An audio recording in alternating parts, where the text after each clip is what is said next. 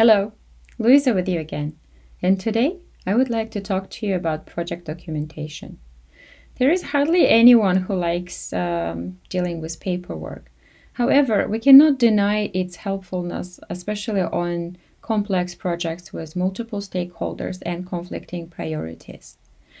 While there are a number of documents the project manager creates and maintains throughout the project, I would like to focus on a few that, in my opinion, are crucial to have on a project.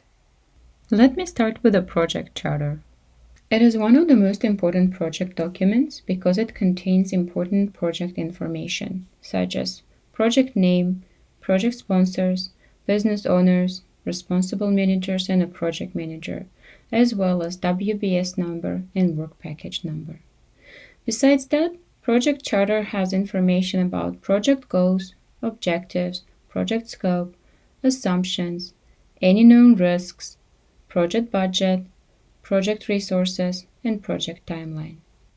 It may sometimes include definition of done and success criteria. It is usually created during project initiation stage and captures information known at that point. Another useful document is some sort of a timeline.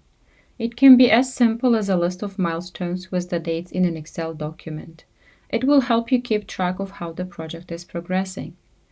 I'm saying some sort of a timeline is because it's not important where you track it. What is more important is for you to be aware of what is expected to happen on the project and when it is expected so that you can track the schedule. This could also be the place where you track dependencies. Project timeline is usually created during planning stage and is updated throughout the project. What else I would suggest to have on a project is some sort of budget document. In the beginning of the project, you plan the spend on the project month by month, and then throughout the project, you track the actual spend and compare to forecasted values and see where the variance is. This document is also created during planning stage and is updated throughout the project. Next one is my favorite. It is called Tracy Matrix or Tracy chart. It is an abbreviation where R stands for responsible, A stands for accountable, C stands for consult, and I stands for inform. What this means is that different project team members are assigned different levels of engagement on the project. The responsible person is the doer, someone who is responsible for executing on the task. Accountable person is the owner of the task or the decision and is ultimately answerable for that part. The person who is marked as a consult is usually the knowledge holder and needs to be consulted. Finally, the inform person is someone who needs to be in the loop. I like the matrix because it can also be used as a sort of communication management tool.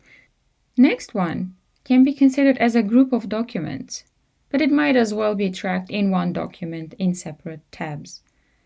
It's sometimes called RAID logs, which stands for risks, actions, issues, and decisions logs. I also add change tracker here to record any change requests and decisions that were made with regards to that change. This helps with not having to discuss the same things over and over again.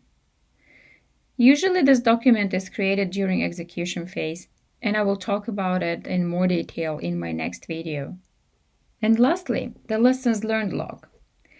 In many cases, it is created during project closure. However, it is also helpful to document lessons learned at the end of each phase or sprint, depending on your project management methodology. It gives you kind of look back on the project and the team reflects on what went well, what didn't go well, and how that could have been avoided. Lessons learned are important for future projects and are an absolute must project document for me. I hope you liked this video and found it useful. Please let me know if you have any questions or comments by leaving comments below or like this video, and I will work on more useful content for you. Look forward to seeing you in my next one. Until that time, bye!